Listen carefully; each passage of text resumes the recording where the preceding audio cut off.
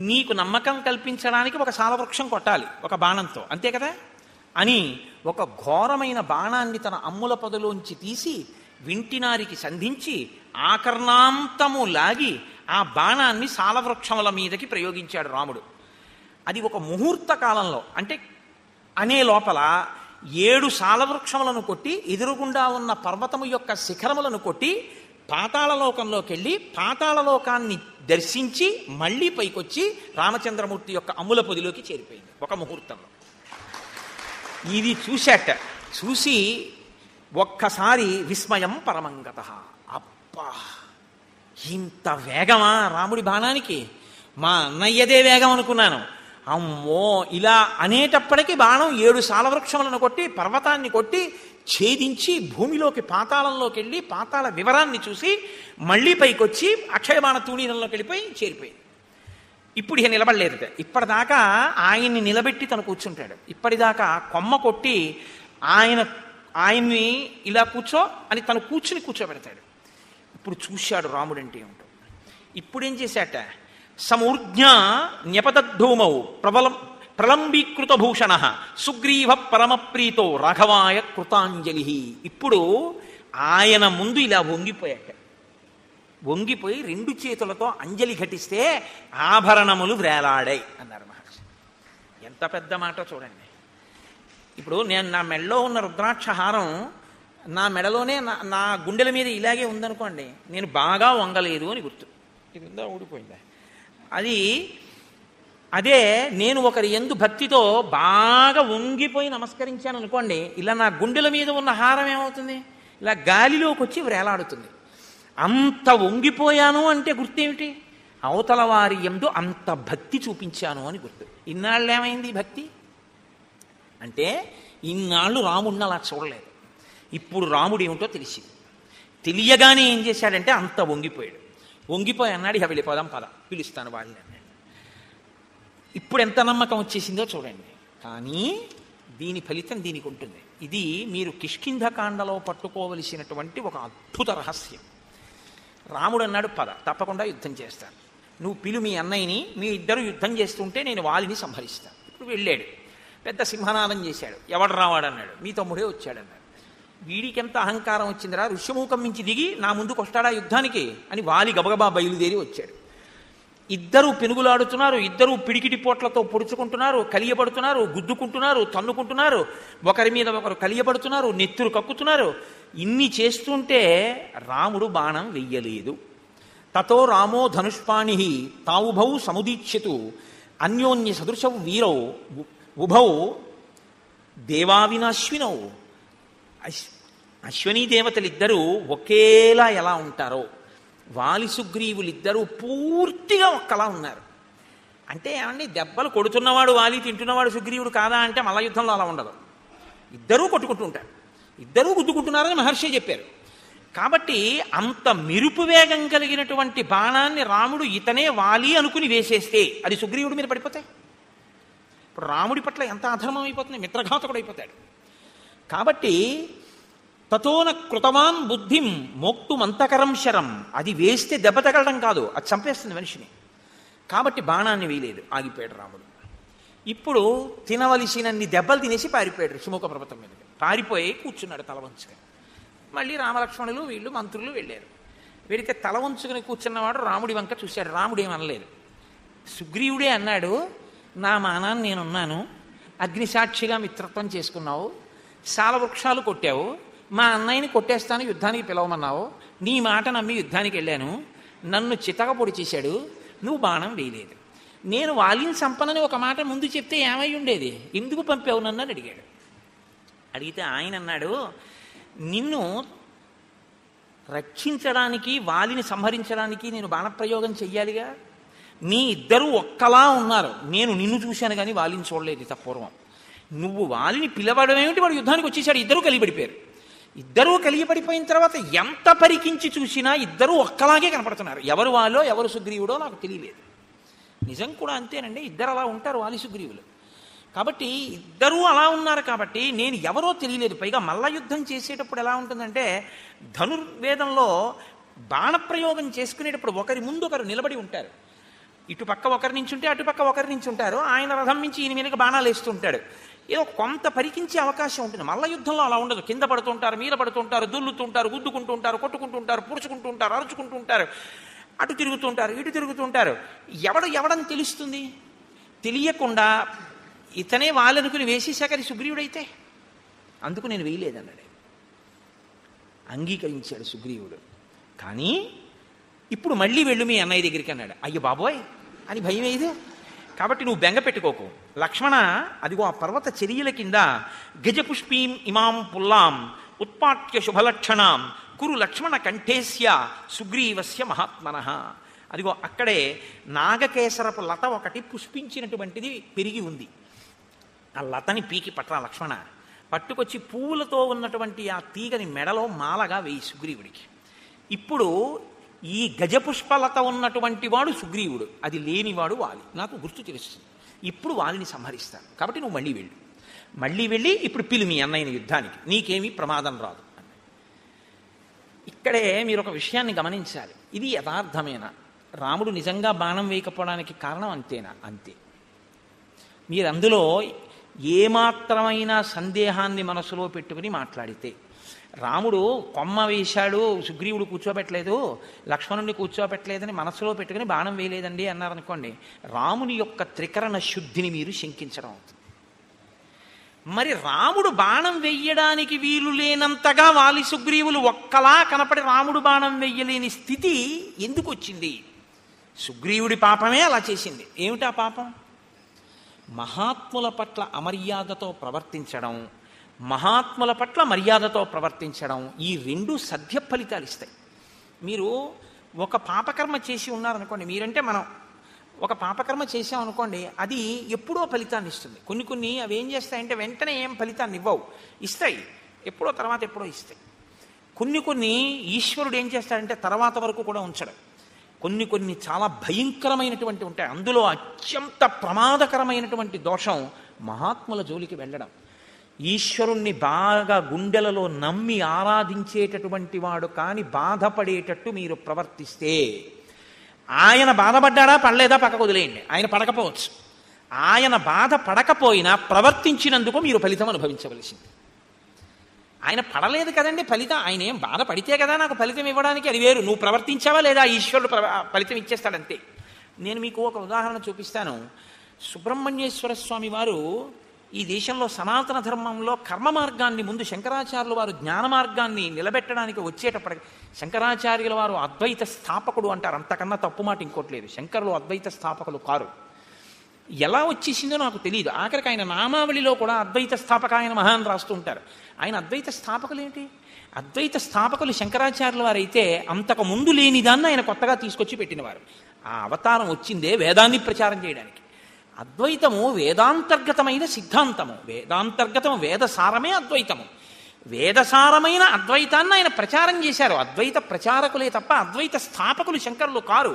అద్వైత స్థాపకులు అంటే అంతకు ముందు లేనిది ఇప్పుడు కొత్తగా తెచ్చినది అవుతుంది. ఆయన ఏదీ కొత్తగా పెట్టలేదు, ఉన్నదాన్ని ఆయన ప్రచారం చేశారంతే. అప్పుడే శంకరాచార్యులు వారి అవతారం గురించి మీకు సరిగా అర్థమైందని గుర్తు.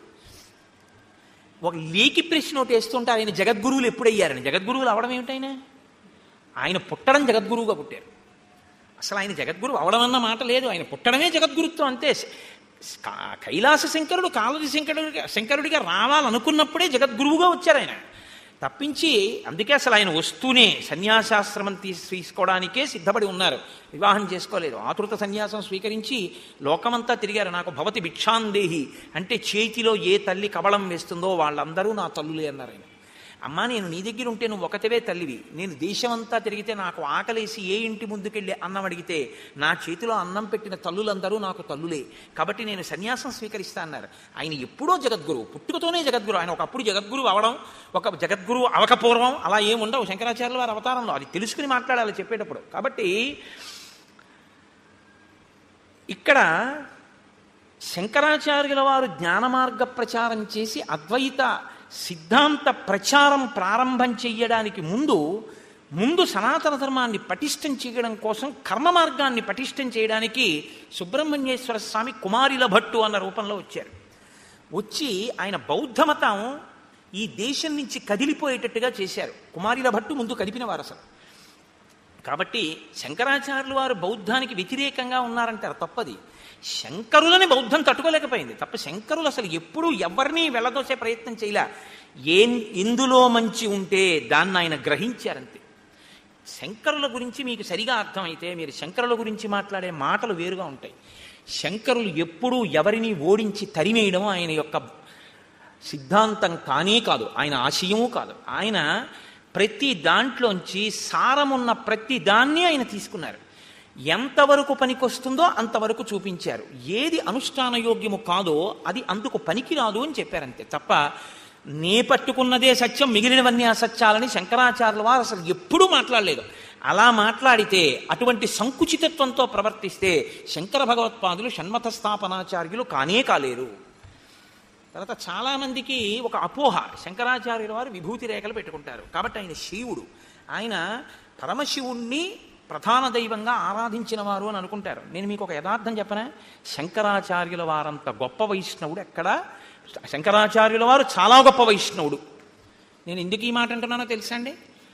శంకరాచార్యుల వారి ఆరాధ్య దైవం కృష్ణ పరమాత్మ. మీరు ఇప్పటికీ కాలడి వెడితే కాలడిలో ఆయన ఆరాధించినటువంటి కృష్ణ పరమాత్మ యొక్క స్వరూపాన్ని శృంగగిరి పీఠం వారే అక్కడ ఉంచారు. సచ్చిదానంద శివాభినవ నరసింహ భారతీ స్వామి వారు కదండి, మహానుభావుడు.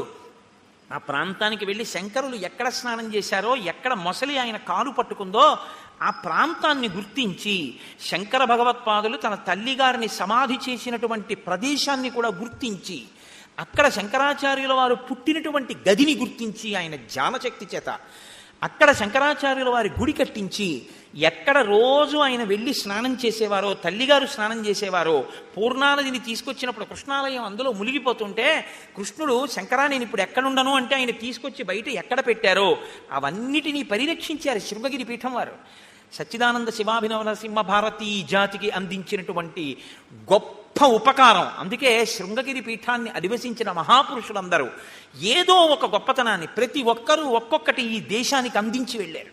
అవతార పరిసమాప్తి చేసే లోపల శంకరాచార్యుల వారి జీవితం అంతా కూడా ఎక్కడ మంచి ఉంటే దాన్ని గ్రహించడం. అసలు ఆయన బ్రహ్మచర్యంలో ఉండగా ఆయన నోటి వెంట వచ్చిన మొట్టమొదటి స్తోత్రం లక్ష్మీ స్తోత్రం.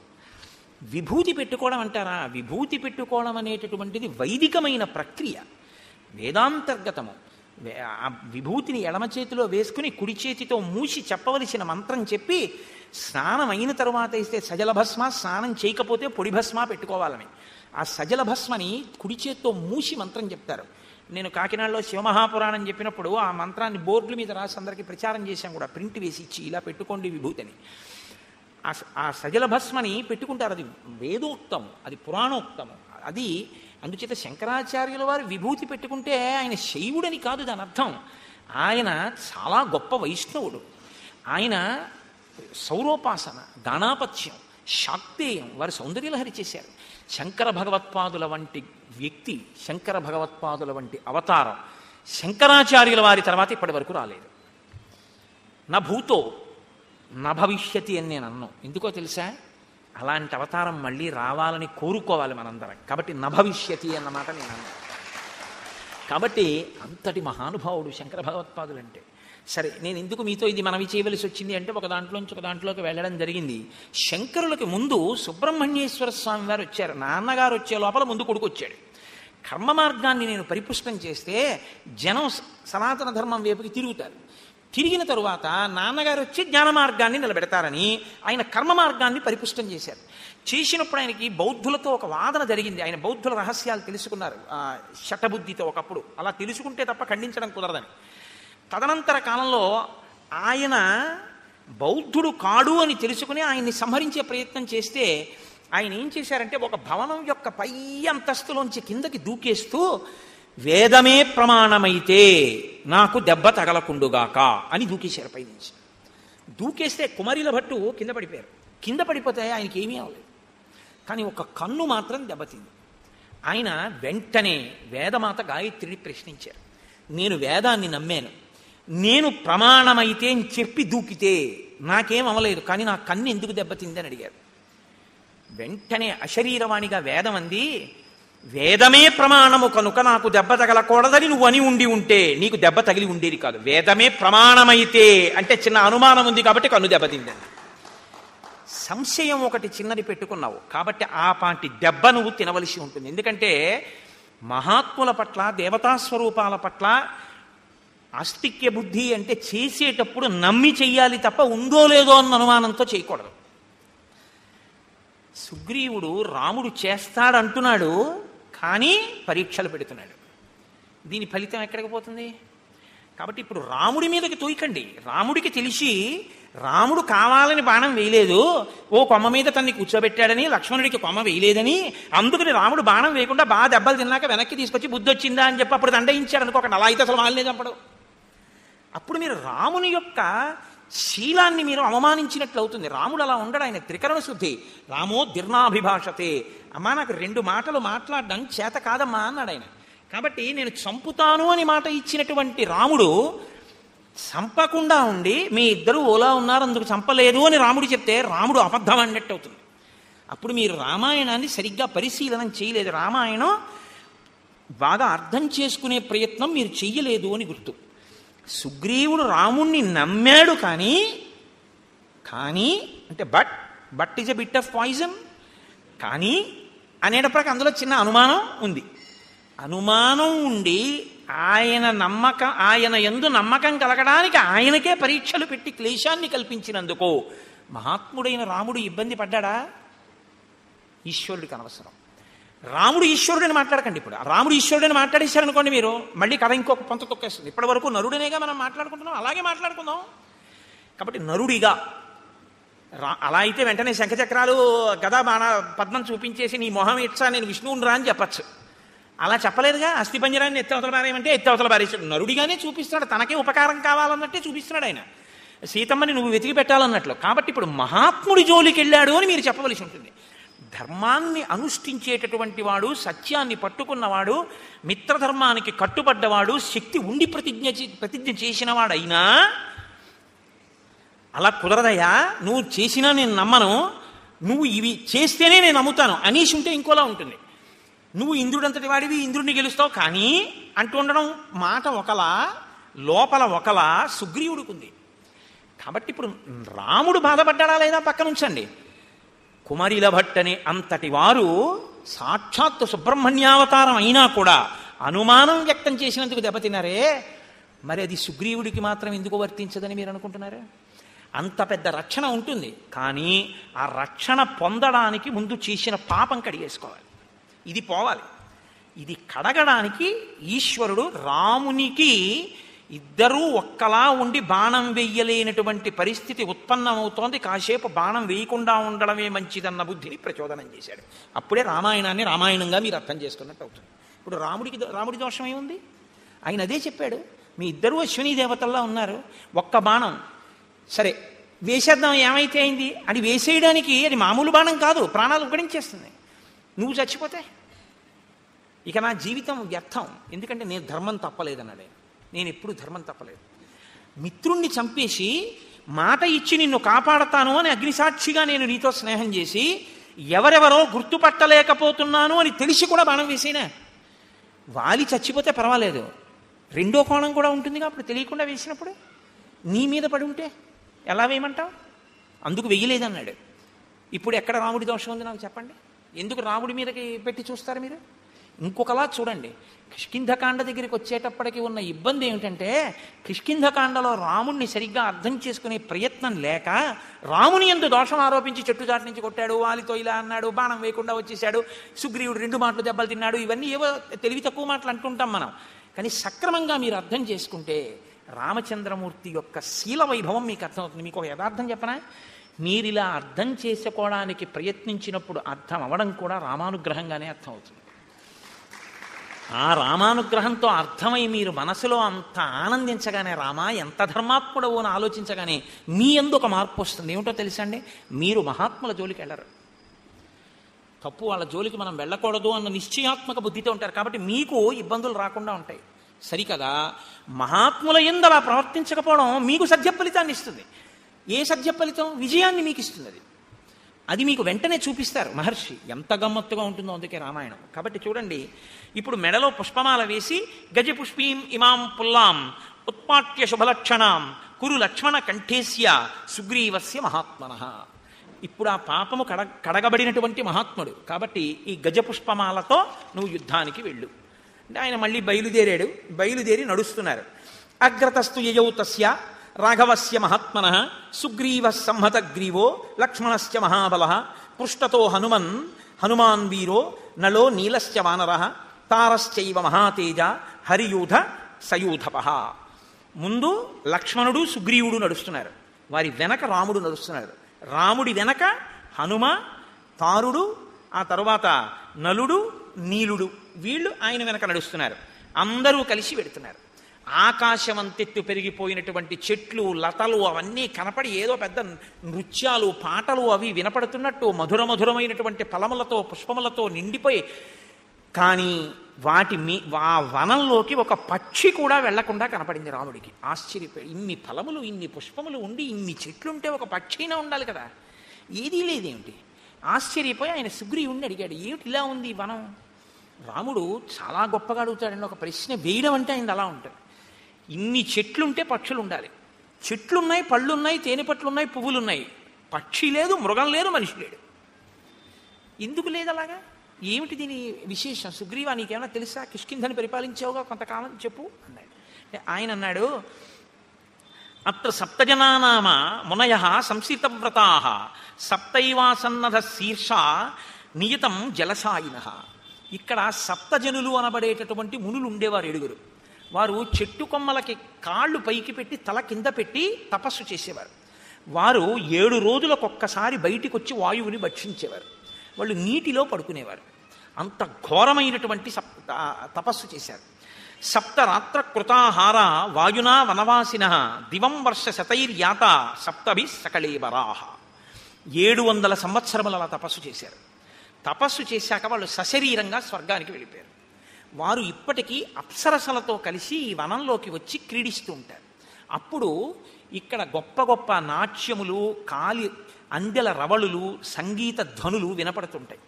ఆ మహామునులు సంచరించిన ప్రాంతం కనుక అందులోకి పక్షులు, మృగములు ఏవీ కూడా, ఇందులోకి ఆఖరికి ఇంద్రాది దేవతలు కూడా ప్రవేశించలేరు. ఒకవేళ ఎవరైనా అంత తపశ్శక్తితో కూడినటువంటి ఆ ప్రాంతంలోకి వెడితే, అంత తేజోవంతమైన భూమి యందు అడుగిడితే ఆ తేజస్సుని తట్టుకోలేవు. కాబట్టి యువతల ప్రాణులు వెంటనే చనిపోతారు.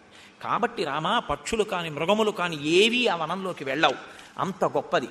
రామ, ఇక్కడ ఒక విషయం చెప్పాలి నేను అని కురు ప్రణామం ధర్మాత్మన్ తాన్ సముద్దిశ్య రాఘవ లక్ష్మణేన సహ భ్రాత్ర ప్రయత సంయతాంజలి. రామ, ఒక్కసారి ఇక్కడ ఆగి ఆ వనం వంక తిరిగి లక్ష్మణ సహితుడవై ఒక నమస్కారం చేయి. ఎందుకు చేయాలి? ప్రణమంతి హియే తేషాం మునీనాం భావితాత్మనాం న తేషాం అశుభం కించిత్ శరీరే రామదృశ్యతే. ఈ సప్త జనులు అనబడేటటువంటి వాళ్ళు తపస్సు చేసినటువంటి వనం వంక తిరిగి ఎవరు నమస్కారం చేస్తారో వాళ్ళకి రోగాలు రావు, వాళ్ళు అనుగ్రహిస్తారు. పైగా వారికి ఉత్తర క్షణంలో విజయం కలుగుతుంది. ఎవరు చెప్తున్నారు ఈ మాట? సుగ్రీవుడు చెప్తున్నాడు. అంటే ఒక కార్యం మీద వెళ్ళేటప్పుడు మహాత్ములు ఉండి వెళ్ళిన భూమికి నమస్కరించినా సరే వాళ్ళని తలుచుకుని విజయం కలుగుతుంది. శరీరానికి అనారోగ్యం కూడా రాదు. మహాత్ములకి నమస్కారం చేస్తే ఈ సజ్జ ఫలితం ఉంటే, మహాత్ముల పట్ల ఇంకొకలా ప్రవర్తిస్తే దానికి ఫలితం ఉంటుందా ఉండదా? సజ్జ ఫలితం వెనకదా ఫలితం, ఇప్పుడు ఈ ఫలితం. అంటే వారి మరణిస్తారని గుర్తు, సుగ్రీవుడి మనోరథం ఈడేరుతుందని గుర్తు. మీరు అందుకే కిష్కింధకాండ చాలా జాగ్రత్తగా గమనించవలసి ఉంటుంది. కిష్కింధకాండ ధర్మసూక్ష్మములతో ఉంటుంది. ఎక్కడికక్కడ మహర్షి మనకి విషయాలు చెప్తుంటారు. అందుకే మహాత్ములైనటువంటి వారు కనపడ్డప్పుడు మీరు ఒక్క నమస్కారం చేసి పరమ గౌరవంతో నిలబడితే చాలు, మీకు ఈశ్వరానుగ్రహం వచ్చేస్తుంది. మహాత్ముల పట్ల మీరు వ్యతిరేకంగా ప్రవర్తిస్తే చాలు, వ్యతిరేక ఫలితం కూడా వచ్చేస్తుంది. కాబట్టి ఇప్పుడు ఒక నమస్కారం చెయ్యి అంటే తతో రామ సహ భ్రాత్ర లక్ష్మణేన కృతాంజలి. నమస్కారం చేసి అభివాద్యతు ధర్మాత్మ రామో భ్రాతా చ లక్ష్మణ సుగ్రీవో వనరాశ్చైవ జగ్ముహు సంహృష్ట మానసాహ. సంతోషంగా వాళ్ళందరూ కలిసి ఆ కిష్కింధానగరం వైపుకి వెళ్ళారు. వెళ్ళిన తర్వాత సుగ్రీవుడు ఒక మహానాదం ఒకటి చేశాడు. ఆ మహానాదానికి అక్కడ ఉండేటటువంటి గోవులన్నీ కూడా తోకలెత్తి పారిపోయాయి. ఆకాశంలోనూ చెట్ల మీద ఉన్నటువంటి పక్షులన్నీ గుండెలు బద్దలై నేల మీద పడి మరణించాయి. అంత పెద్ద మహానాదం చేశాడు. అప్పుడే సుగ్రీవుణ్ణి తరిమేశానన్న ఆనందంతో అంతఃపురంలోకి వెళ్ళి తారతో క్రీడిస్తూ మధుపానాసక్తుడై ఉన్నాడు వాలి. శ్రుత్వాతు తస్య నినదం సర్వభూత ప్రకంపనం మదశ్చైక పదే నష్ట క్రోధాశ్చాపతితో మహాన్. వెంటనే ఇప్పుడిప్పుడు వీణ్ణి నేను ఇంత యుద్ధం చేసి నెత్తురు కారేటట్టు కొట్టి తరిమొచ్చాను, మళ్ళీ వచ్చి సింహనాదం చేస్తున్నాడు ఆ యుద్ధానికి అని విపరీతమైన క్రోధం వచ్చి లేచి నిలబడ్డాడు వాలి. సతు రోషపరీతాంగో వాలి సంధ్యాతపప్రభ ఉపరక్త ఇవాదిత్య సద్యో నిష్ప్రభతాం గతః. గ్రహణం నాడు సూర్యుడు ఎలా కాంతి కోల్పోతాడో నిలబడిన వాలి యందు కోల్పోబడుతున్నటువంటి కాంతి కనపడింది, లేదా కాంతి క్షీణించిన వాలిగా నిలబడ్డాడు. అంటే మృత్యు వాసన అవుతోంది అని గుర్తు. ఆయన గబగబా అడుగులు వేసి బయటికి ఎడుతున్నాడు. తార ఆయన భార్య. శ్రీరామాయణంలో తార ఒక మెరుపు, అద్భుతం. అసలు కిష్కింధకాండలో తార పాత్ర అనుపమానం. అలా మాట్లాడుతుంది, 2 పర్యాయాలు మాట్లాడుతుంది కిష్కింధకాండలో, 2 సార్లు అంతే. మీరు చెవులు ఒగ్గి వినాలన్నమాట తార మాట్లాడుతుంటే. అలా మాట్లాడుతుంది. బృహస్పతి యొక్క కుమారుడు తారుడు, తారుని యొక్క కూతురు తార. అందుకని తాతగారి తెలివితేటలన్నీ వచ్చాయి ఆవిడికి. మీరు శ్రీరామాయణంలో ఇంకో గమ్మత్తుంది. రామాయణంలో కొన్ని జంటలు కనపడతాయి మీకు. దశరథుడు 3 భార్యలు, సీత రాములు, అహల్య గౌతముడు, తార వాలి, రావణుడు మండోదరి. ఇలా ఒక్కొక్క జంటలో ఒక్కొక్క లక్షణం ఉంటుంది. దశరథుడు కౌసల్య సుమిత్ర కైకేయి. కౌసల్య యందు ఉదాసీనుడు, అసలు పట్టించుకోడు. సుమిత్ర యందు తటస్థుడు, పట్టించుకున్నాడో పట్టించుకోలేదో, విన్నాడో వినలేదో తెలియదు. కైకేయి యందు ప్రేమాస్పదుడు, కొంప ముంచేసింది. అహల్య గౌతములు చెయ్యరానంత అపరాధం అహల్య చేసింది. అయినా తన భార్యని ఉద్ధరించుకుని తన పక్కకి తెచ్చుకోవడమే తప్ప భార్యని విడిచిపెట్టడం అన్నది సనాతన ధర్మంలో లేదని నిరూపించిన వాడు గౌతముడు. తార వాలి. తార ఏది చెప్పినా వింటాడు, నోర్ముయ్యి అని ఇప్పుడు అంటాడు, చక్కగా వింటాడు. తను చేసేదే చేస్తాడు తప్ప తార చెప్పిన మాట పాటించాడు వాలి. రావణుడు మండోదరి అసలు భార్యగా చూసినట్లు కూడా మీకు కనపడదు. అంత మహాపతివ్రత. మహర్షి స్పష్టంగా చెప్పారు రామాయణంలో, సీతమ్మ ఎంత సౌందర్యవతో మండోదరి అంతే సౌందర్యవతి. నా ఎందు కనపడని ఏ అందం నీకు సీతమ్మ ఎందు కనపడిందిరా, నీకు మృత్యువు కోసం వెళ్ళావు తప్ప అంది మండోదరి. కాబట్టి రావణాసురుడు అనబడేటటువంటి వాడు ఇంత గొప్పదైనా మండోదరిని అసలు ఎప్పుడు భార్యాస్థానంలో ఇవ్వవలసిన కనీస గౌరవం కూడా ఇవ్వనివాడు. కాబట్టి ఆవిడ చెప్పడం ఈయన వినడం అన్నది అసలు ఉండనే ఉండదు. ఆ దాంపత్యం అటువంటిది. అయినా ఆవిడ ఆయన్ని అనుగమిస్తూనే ఉంటుంది, మహాపతివ్రత. సీతారాములు దాంపత్యం అంటే వీళ్ళిద్దరిదే రామాయణంలో. ఎందుకో తెలుసా అండి? రాముడు ఏదైనా సీతమ్మతో మాట్లాడతాడు, సీతమ్మ ఏదైనా రాముడితో మాట్లాడుతుంది. సీతమ్మ చెప్పిన దాంట్లోది నేను తీసుకోవలసి ఉంది అనుకుంటే రాముడు ఆవిడ చెప్తేనే వినడం ఏమిటి అనుకోడు, చాలా మంచి మాట చెప్పావో అలా చేద్దాం అంటాడు. ఒకవేళ సీతమ్మ చెప్పింది చేయకూడదు అనుకుంటే ఇది ఒక్కనాటికి చేసే విషయం కాదు, నేనెవరో నీకు బాగా తెలుసు, అయినా నువ్వు ప్రేమతో చెప్పావు, నువ్వు కాకపోతే ఎవరు చెప్తారు, ఫలానా కారణానికి ఇది చేయడం కుదరదు అని వివరిస్తాడు. రాముడు ఏదైనా సీతమ్మకి చెప్తే రాముడు చెప్పిందే సీతమ్మ చేస్తుంది. కానీ రాముడు చేస్తే బాగుంటుంది అనుకుంటే ఆయనకి నేను చెప్పడం బాగుంటుందా అని ఊరుకోదు, చెప్పి తీరుతుంది. ఇది సీతారాములిద్దరిది పెద్దలు కుదిర్చిన వివాహం. దశరథ మహారాజు జనకుడు కుదిర్చిన వివాహం. పెద్దలు కుదిర్చిన వివాహం ఏదో అది రామాయణంలో టోటల్ సక్సెస్. వాళ్ళిద్దరూ అంత ఆదర్శవంతమైనటువంటి జీవితాన్ని గడిపారు. కాబట్టి మనం బతికితే సీతారాముల్లా బతకాలి. దాంపత్యంలో భార్యాభర్త ఎలా ఉండాలి అన్నది రామాయణంలో మీరు శ్రీరామాయణము దాంపత్యమును చదివారనుకోండి. నేను మీతో అన్నానుగా, రామాయణాన్ని ఒక్కసారి చదవకండి, రామాయణాన్ని అనేక కళ్ళజోళ్ళు పెట్టుకుతారు. అనేక కళ్ళజోళ్ళు అంటే నా ఉద్దేశం రామాయణము ధర్మశాస్త్రము, రామాయణము జ్యోతిష శాస్త్రము, రామాయణము శకుని శాస్త్రము, రామాయణము పరిపాలనా శాస్త్రము, రామాయణము బంధుప్రీతి, రామాయణము ధర్మశాస్త్రము, రామాయణము ఇదిగో దాంపత్య జీవనము. ఇలా మీరు ఎలా కావాలనుకుంటే అలా రామాయణాన్ని చూడొచ్చు. వెంటనే మీకు రామాయణం నుంచి వచ్చేస్తుంది అంతే సారం. మీరు ఎలా ఉండాలో రామాయణం చెప్పేస్తుంది. అందుకే రామాయణం వేదోపబృంహణం. రామాయణం చెప్పండి లోకంలో ఏమీ ఉండదు, అన్నీ చెప్తుంది రామాయణం. కానీ రామాయణాన్నే మీరు చెప్పాలి, రామాయణాన్నే మీరు చదవాలి, రామాయణాలు చెప్పకూడదు. వాల్మీకి రామాయణాన్నే చదువుకోండి, అంటే మిగిలినవి చదవద్దని కాదు, చదివి సంతోషించండి. వాల్మీకి మహర్షికి ప్రత్యక్షంగా ఆచమనం చేస్తే ఏది కనపడి సత్యమై రచింపబడిందో అది వాల్మీకి రామాయణం ఒకటి. మిగిలినవి రచింపబడినటువంటి రామాయణాలు. కాబట్టి లోకంలో అందుకే ఓ మాట వచ్చినా ఏదో రామాయణం చెప్పి వెళ్ళాడా అంటారు. అంటే ఏది చెప్పినా రామాయణంలోంచి తప్ప చెప్పడానికి ఇంకో చోటు నుంచి ఉండదు. కాబట్టి ఇప్పుడు ఆ తార వెడుతున్నటువంటి వాలిని ఆపంది. వాలీ దంష్ట్రా కరాళస్తు క్రోధా దీప్తాగ్ని సన్నిభ భాత్యుత్పతిత పద్మాభ సంమృణాల ఇవ హ్రద. ఆ వెడుతున్నటువంటి ఆ వాలిని ఆపి తార అంటుంది, నీవు తొందరపడి మళ్ళీ ఇప్పుడిప్పుడే ఏ సుగ్రీవుణ్ణి పిడికిటి పోట్లు పడిచి నెత్తురు కారేటట్టు కొట్టావో ఆ సుగ్రీవుడి మీద యుద్ధానికి నువ్వు మళ్ళీ వెడుతున్నావు. కానీ సాధుక్రోధమిమం వీర నదీవేగమివాగతం శయానాద్దుదిత కాల్యం త్యజ భుక్తామివ స్రజం.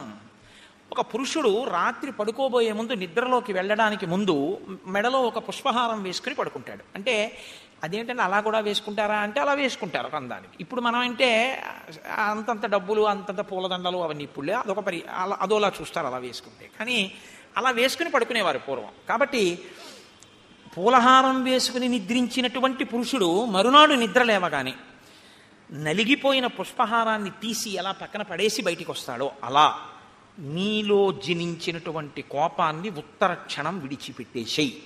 నదీ ప్రవాహంలా వస్తోంది నీకు కోపం, ముంచెత్తుతోంది నేను. ఆ ముంచెత్తుతున్న ప్రవాహాన్ని పురుషుడు దండ వేసుకుని రాత్రి పడుకున్నవాడు ఉదయం విడిచిపెట్టినట్టు ఆ క్రోధాన్ని నువ్వు విడిచిపెట్టు. నేను చెప్పిన మాట విను. సహసాతవ నిష్క్రామో మమ తావన్న రోచతే శ్రూయతాం చాభిదాస్యామి ఎన్నిమిత్తం నివార్యసే.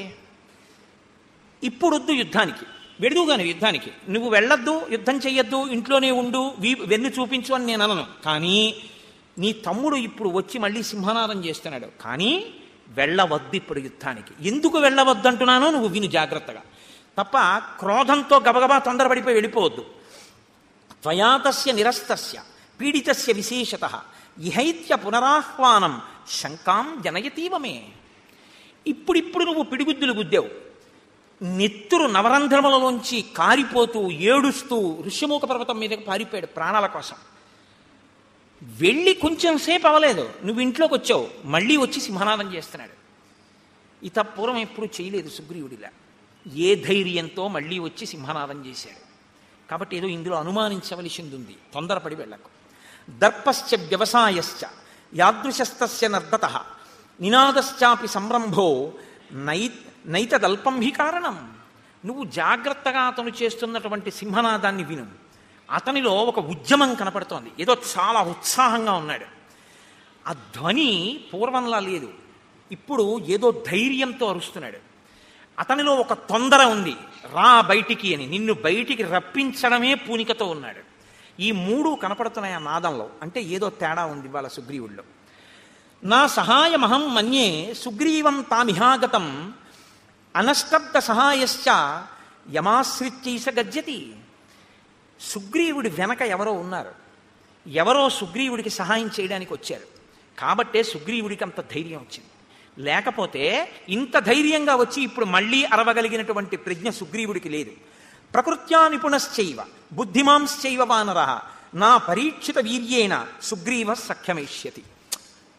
ఎవరినో తీసుకొచ్చాడు, ఎవడైతే మాత్రం నాకేంటి, ఇప్పటి వరకు నాకు ఓటమి తెలియదు అంటావేమో. సుగ్రీవుడు ఎటువంటి వాడో తెలుసా? నాకు బాగా తెలుసు. నీ తమ్ముడు ఎవరితోనైనా స్నేహం చేసే ముందు, ఎవరినైనా నమ్మే ముందు, నీ దగ్గరికి వచ్చే ముందు, నిన్ను యుద్ధానికి పిలిచే ముందు అవతలి వారు నీతో యుద్ధం చెయ్యగలిగిన వారేనా అన్నది వాళ్ళు మాట చెప్తే నమ్మడు, పరీక్షించి చూసి వచ్చి ఉంటాడు. ఎందుకంటే సుగ్రీవుడి శీలం అటువంటిది. పరీక్షించి చూశాడు నీ తమ్ముడు, నిర్ధారించుకున్నాడు తనతో వచ్చిన స్నేహితుడెవరో నిన్ను మట్టు పెట్టగలిగిన వాడు అని నమ్మకం ఏర్పడ్డాకే వచ్చాడు. కాబట్టి తొందరపడి వెళ్ళకు. ఎంత ఖచ్చితంగా చెప్పేస్తోందండి మహాతల్లి నిజంగా. పూర్వమేవ మయా వీర శృతం కథయతో వచః అంగదస్య కుమారస్య వక్ష్యామి త్వాం హితం వచః. ఇత పూర్వం యువరాజైనటువంటి అంగదుడు నాతో ఒక విషయం చెప్పాడు. నేను ఇప్పుడు నీతో ఆ మాట చెప్తాను, శ్రద్ధగా విను. అంగదస్థ కుమారోయం వనాంతం ఉపనిర్గతః ప్రవృత్తిస్తేన కథిత చారై రాశీ నివేదిత. ఒకనాడు అంగదుడు ఈ రాజ్యము యొక్క హద్దులు, సరిహద్దుల వరకు వెళ్ళాడు. దాటి ఋష్యమూక పర్వతం వైపుకి వెళ్ళరుగా. గూఢచారులు ఎప్పుడు అవతల దేశాల్లో తెలుసుకున్న విషయాలు ఆ సరిహద్దులు దాటి వచ్చి చెప్తూ ఉంటారు. గూఢచారులు ఒక విషయాన్ని చెప్పారు అంగదుడితోటి. ఆ అంగదుడు నాతో చెప్పాడు, అయోధ్యాధిపతే పుత్రౌ శూరౌ సమర దుర్జయౌ ఇక్ష్వాకూణాం కులే జాతౌ ప్రథితౌ రామలక్ష్మణౌ సుగ్రీవ ప్రియకామార్థం ప్రాప్తౌ తత్ర దురాసదౌ సతే భ్రాతుర్హి విఖ్యాత సహాయో రణకర్మణి రామ పరబలామర్ధి యుగాంతాగ్ని విబోధిత.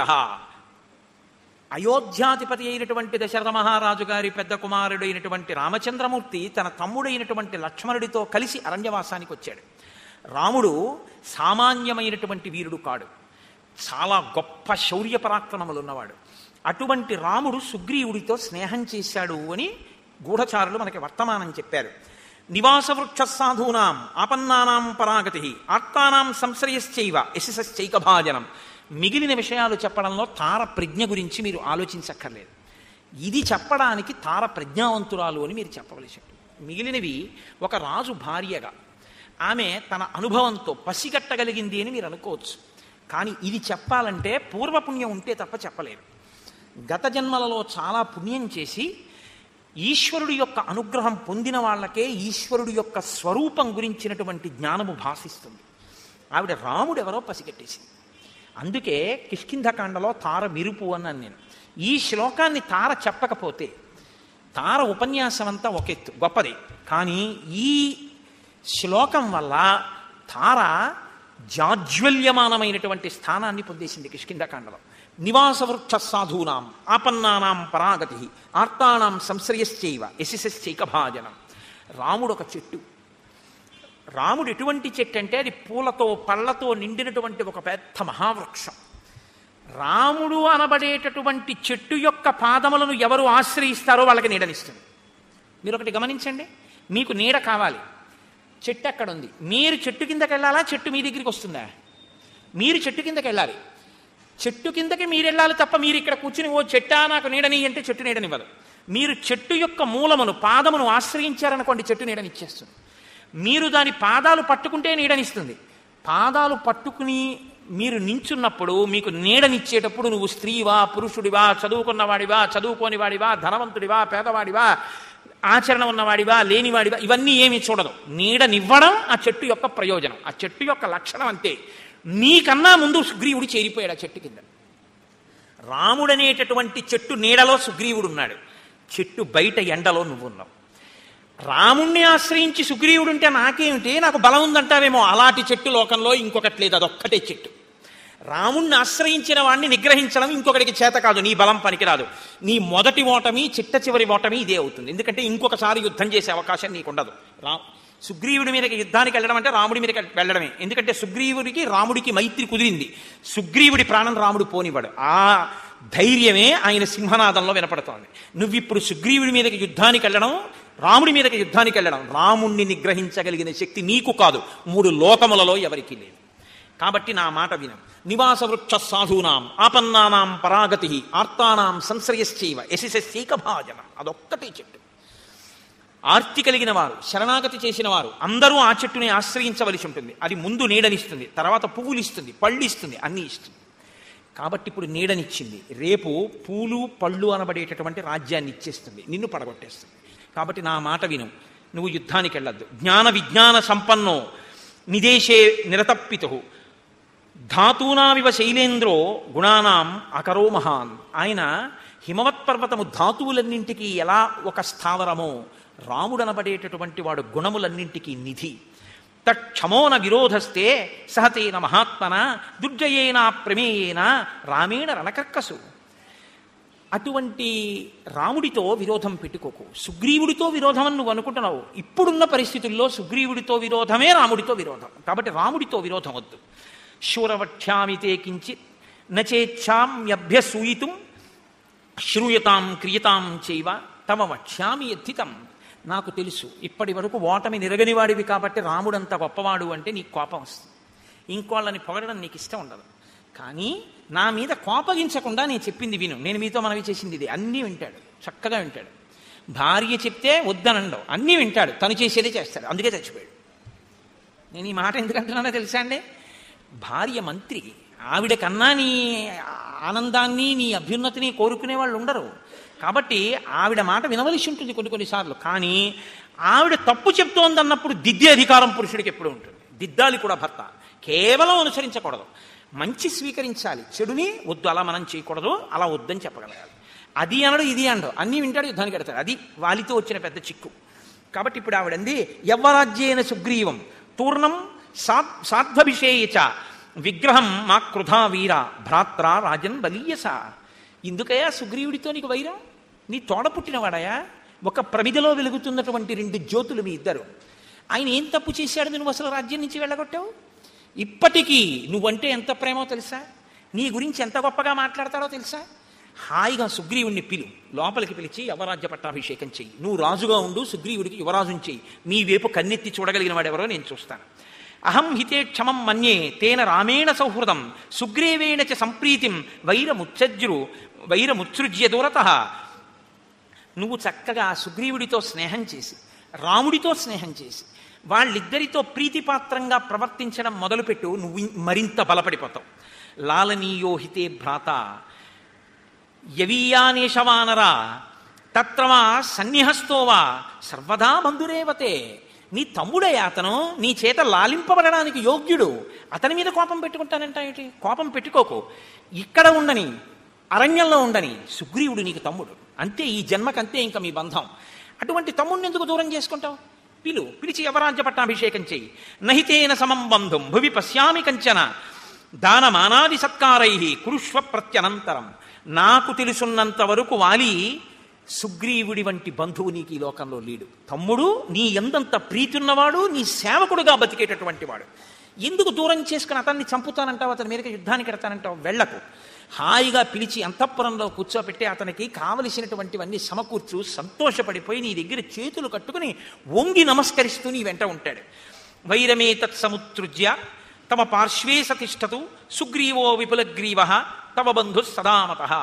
నీకు కుడి భుజం ఎలా ఉంటుందో బలంలో, సుగ్రీవుడు నీకు పక్కనుంటే అంత బలంగా ఉంటుంది.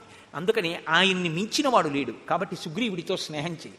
భ్రాతు సౌహృదమాలంబ నాన్యా గతిరిహాస్థితే. నువ్వు సుహృద్భావాన్ని నీ తమ్ముడి యందు చూపించావా? నా మాట విను. సాధువాక్యం కురుష్వమే. నీ చెప్పినటువంటి మంచి మాట నువ్వు చెయ్యి. నేను చెప్పినటువంటి హితవచనములను కానీ నువ్వు తప్పకుండా ఆచరిస్తే, యుద్ధం చెయ్యకుండా రాముడితో సుగ్రీవుడితో స్నేహం చేస్తే 10 కాలాలు సంతోషంగా మనం జీవించగలం. ప్రసీద పద్యం శృణుజల్పితం హిమే నరోషమేవాను విధాతుమర్హసి క్షమోహితే కోసలరాజసూనున నిగ్రహ శక్ర సమాన తేజస. ఇంద్రుడితో సమానమైనటువంటి రాముని తేజస్సుని నిగ్రహించడానికి నువ్వు సరిపోవు. ఆ రాముడు సుగ్రీవుడి వెనక ఉన్నాడు. స్పష్టంగా చెప్తున్నాను, నా మాట నమ్ము. యుద్ధానికి వెళ్లకు. సుగ్రీవుణ్ణే లోపలికి పిలిచి అవరాజ్యమి. పరమ సంతోషంగా మీ అందరూ హాయిగా ఉంటారు. నా మాట విని నేను చెప్పిన మాట ఆచరిస్తే నేను ఎంతో సంతోషిస్తాను అని తార వాలితో చెప్పింది. వాలి ఏం చేస్తాడో రేపు చూద్దాం. ఎందుకంటే వాలి ఏం చేస్తాడో మొదలుపెట్టాను అనుకోండి, అమంగళం వైపుకి పెడుతుంది, మరణం వైపుకి తీసుకెళ్ళవలసి ఉంటుంది. అందుకని ఇవాళ భార్య ప్రీతిగా చెప్పింది, రేపు ఏం చేస్తాడో చూద్దామన్న మంగళకర ఘట్టం దగ్గర ఆపే ప్రయత్నాన్ని చేస్తాను. ఇవాళ రోజు మనం రామనామం కదా చెప్తున్నాం. ఇవాళ రామనామ స్థానంలో ఒక ప్రత్యేక కార్యక్రమం ఒకటి మీరు కొద్దిసేపు అవధరించండి.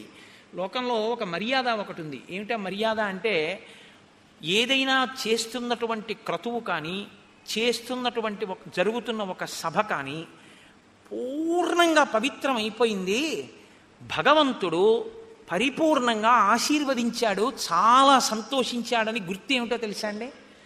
పంచశిఖలు పెట్టుకుని దీక్షావస్త్రంతో ఉన్నటువంటి వటువు సభాప్రవేశం చేయడం. అందుకే బలిచక్రవర్తి అంతటి వాడు వటువు సభలోకి వస్తుంటే, వడుగా ఎవ్వరివాడవెవ్వడవు సంవాస స్థలం వెయ్యది ఎడకు నీ వరుదించుటన్ సఫలమయ్యన్ వంశమున్ జన్మమున్ కడు ధన్యాత్ముడనైతే ఈ మఖము యోగ్యం వయ్యే సుహృదంబులయ్య శిఖులున్ కళ్యాణమి కాలమున్ అంటాడు. ఒక కార్యం భగవదనుగ్రహాన్ని పొందింది అని గుర్తేమిటో తెలుసా అండి? సభలోకి వటు వచ్చి కూర్చుంటాడు. నేను మీకు ప్రమాణం చూపిస్తున్నాను, నా సొంతంగా చెప్పేశాను అనుకుంటున్నారేమో. వడుగా ఎవ్వరివాడవెవ్వడవు, ఆ ప్రశ్న మనం అడగక్కర్లేదు, తెలుసు. సంవాస స్థలం వెయ్యది ఈ ఎడకును నీ వరుదించుటన్ సఫలమయ్యన్ వంశమున్ జన్మమున్.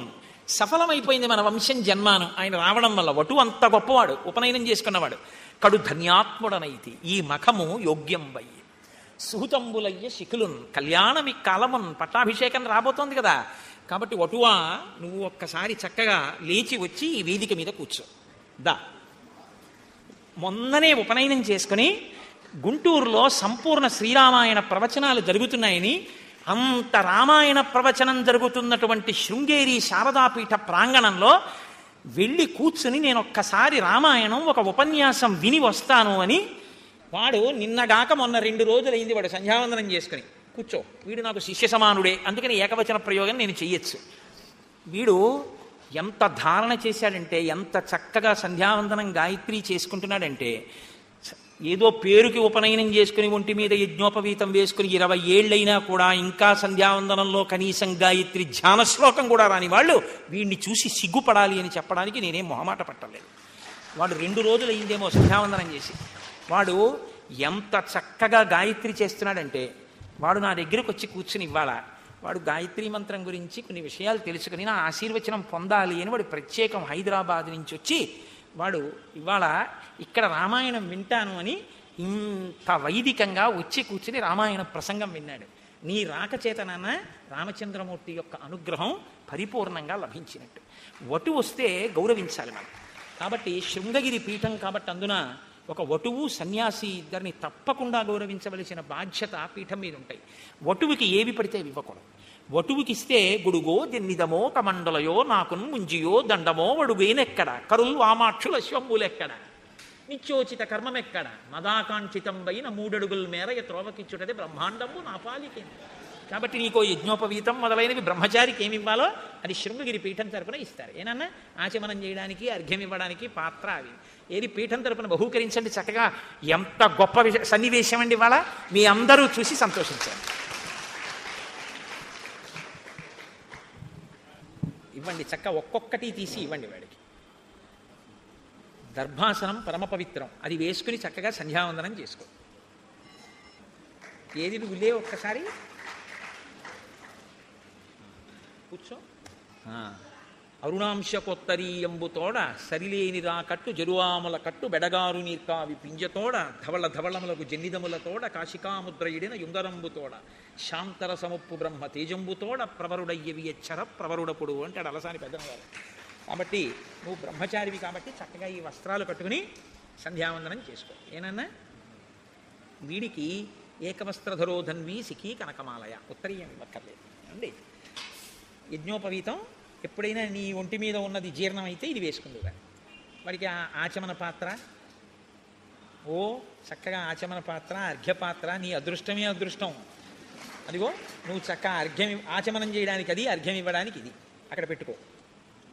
ఒక విభూతి ఉండ నువ్వు విభూతి ధారణ చేయడానికి పళ్ళెంలో పెట్టుకో. ఆ మాల కళ్ళకద్దుకుని మెళ్ళలో వేసుకో. అయితే ఇలా అయ్యి నేను వేసేస్తాను. విసరండి ఒకసారి, వటువు కదా ఒకసారి విసరండి. ఇప్పుడు వాడికి ఇవ్వండి, అది దగ్గర పెట్టుకో. వాడికి ఒకసారి ఆ గొడుగు పట్టండి. నువ్వు వేదిక దిగిపోయేటప్పుడు ఈ గొడుగు పట్టుకుని వెళ్ళు. ఏమ్మా వాడికి ఆ గొడుగు పట్టండి, ఛత్రం ఇలా పట్టండి మంచి.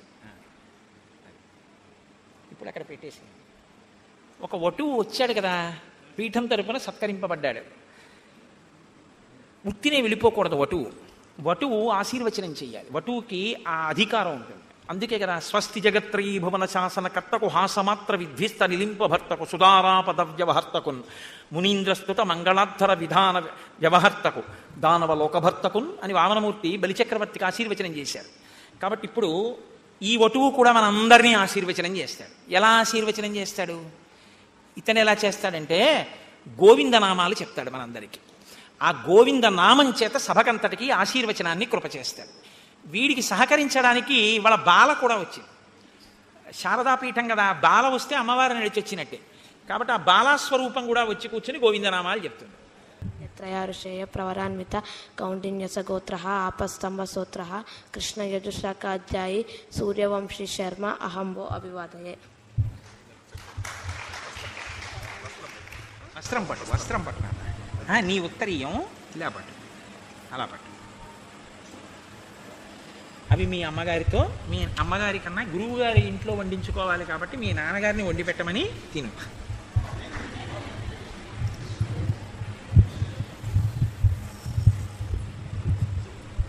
ఇది నేను బిగించేశాను, అది మీరు బిగించండి ఆ పాప దగ్గర.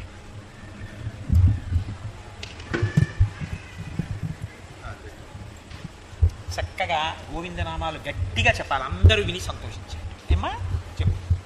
గోవిందా హరి గోవిందా గోకులనందన గోవిందా వచ్చినప్పుడు మనం కూడా శ్రీ శ్రీనివాస గోవింద, శ్రీ వెంకటేశ గోవింద, భక్తవత్సల గోవింద, భాగవత ప్రియ గోవింద, నిత్య నిర్మల గోవింద, నీలమేఘ శ్యామ గోవింద, పురాణ పురుష గోవింద, పుండరీకాక్ష గోవింద, గోవింద హరి గోవింద గోకులనందన గోవింద, నందనందన గోవింద, నవనీత చోర గోవింద, పశుపాలక శ్రీ గోవింద, పాప విమోచన గోవింద, దుష్ట సంహార గోవింద, దురత నివారణ గోవింద, శిష్ట పరిపాలక గోవింద, కష్ట నివారణ గోవింద, గోవింద హరి గోవింద గోకులనందన గోవింద, వజ్రమకుటధర గోవింద, వరాహమూర్తివి గోవింద, గోపీజనలోల గోవింద, గోవర్ధనోద్ధార గోవింద, దశరథ నందన గోవింద, దశముఖమర్దన గోవింద, పక్షివాహన గోవింద, పాండవ ప్రియ గోవింద, గోవింద హరి గోవింద గోకులనందన గోవింద, మత్స్యకూర్మ గోవింద, మధుసూదన హరి గోవింద, వరాహ నరసింహ గోవింద, వామన భృగ్రామ గోవింద, బౌద్ధ కల్కిధర గోవింద,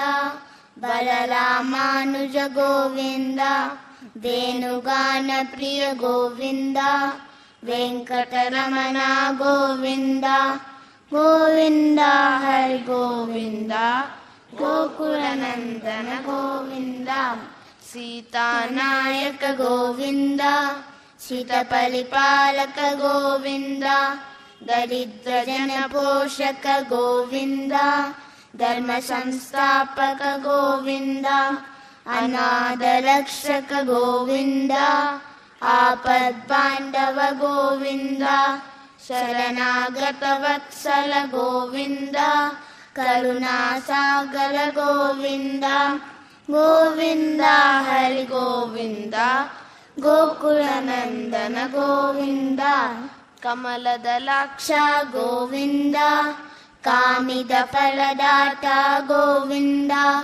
పాప వినాశక గోవింద, పాయిములాలే గోవింద, శ్రీముద్రాంకిత గోవింద, శ్రీవత్సాంకిత గోవింద, దళనీనాయక గోవింద, దినకర తేజ గోవింద, గోవింద హరి గోవింద గోకులనందన గోవింద, పద్మావతి ప్రియ గోవింద, ప్రసన్నమూర్తివి గోవింద, అభయహస్త ప్రదర్శన గోవింద, మత్స్యావతార గోవింద, శంఖచక్రధర గోవింద, సాంగ గదాధర గోవింద, విరజాతీశ గోవింద, విలోది మర్దన గోవింద, గోవింద హరి గోవింద గోకులనందన గోవింద, సాలగ్రామధర గోవింద, సహస్రనామ గోవింద, లక్ష్మీ వల్లభ గోవింద, లక్ష్మణ గజ గోవింద, కస్తూరి తిలక గోవింద, కాంచనాంబరధర గోవింద, గరుడ వాహన గోవింద, గజరాజ రక్షక గోవింద, గోవింద హరి గోవింద గోకులనందన గోవింద వానర సేవిత గోవింద బాలది బంధన గోవింద ఏడుకొండలవాడ గోవింద ఏకస్వరూప గోవింద శ్రీరామకృష్ణ గోవింద రఘుకుల నందన గోవింద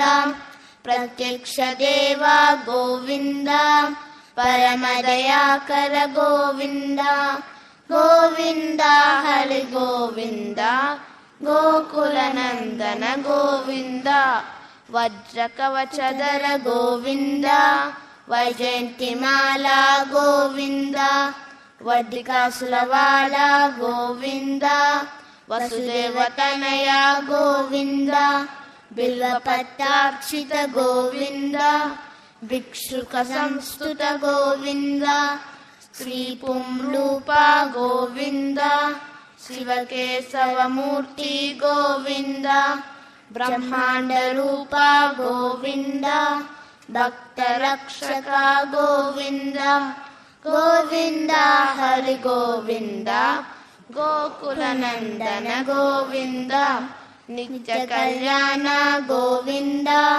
నీరజనాభ గోవింద హాటి రామ ప్రియ గోవింద హరి సర్వోత్తమ గోవింద జనార్దన మూర్తి గోవింద జగత్ సాక్షి రూప గోవింద అభిషేక ప్రియ గోవింద ఆపన్నివారణ గోవింద గోవింద హరి గోవింద గోకుల నందన గోవింద రత్న కిరీట గోవింద రామానుజనుత గోవింద స్వయం ప్రకాశ గోవింద ఆశిత పక్ష గోవింద నిత్య శుభప్రద గోవింద నిఖిల లోకేశ గోవింద ఆనంద రూప గోవింద ఆద్యంతరహిత గోవింద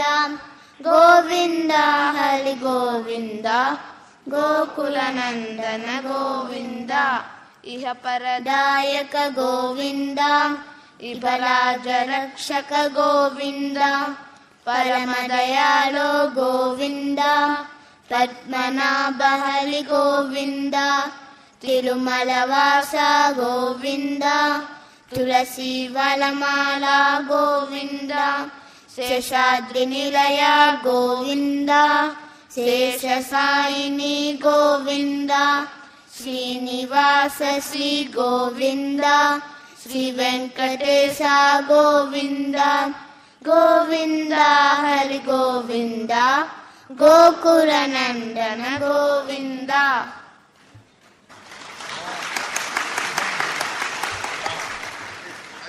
ఏది బాలాస్వరూపం దానికి ఒక రెండు పళ్ళు ఏది ఒక్కసారి గాయత్రి మహామంత్రానికి ధ్యాన శ్లోకం ఒక్కసారి చదువు. ముక్తా విద్రుమ హేమనీల ధవలఛాయైర్ముఖైస్త్రీక్షణైః యుక్తామిందు నిబద్ధ రత్నమకుటాం తత్తార్థ వర్ణాత్మికం గాయత్రీం వరదా భయాంకుశకస శుభ్రం కపాలం గదాం శంఖం చక్రమదార విందయుగళం హస్తైర్వహంతి భజే.